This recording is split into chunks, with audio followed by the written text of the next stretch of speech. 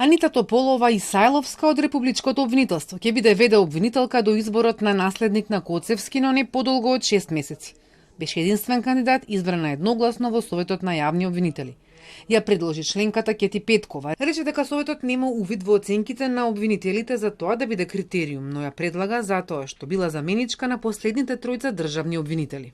Во континуитет била заменик и на Републичкиот јавен обвинител Љупчо Јовевски, еден од замениците била на обвинителот Марко Зврлевски, во континуитет 10 години била заменик. Ја знае таа функција и мислам за неа нема да представува проблем за неколку месеци да ја обавува функцијата, не само за неа, туку и за целото обвинителство. Тие причини заради принципијално, не персонално решение, како принципијално решение представам тој предлог на.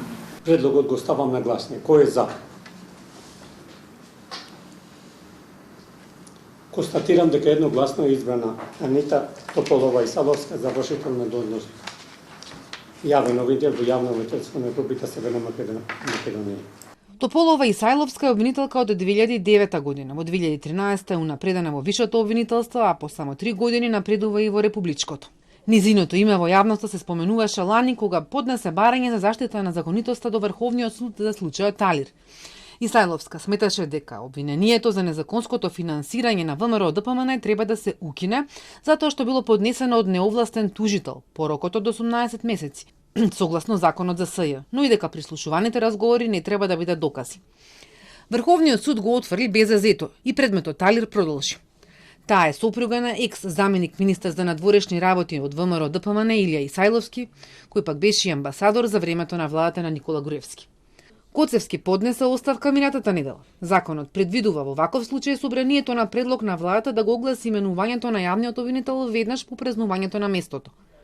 Оглас за негов наследник се уште не е распишан.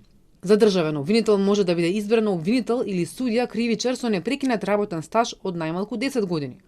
Огласот трае 15 дена, а потоа Советот на јавни обвинители треба да даде мислење за сите пријавени кандидати.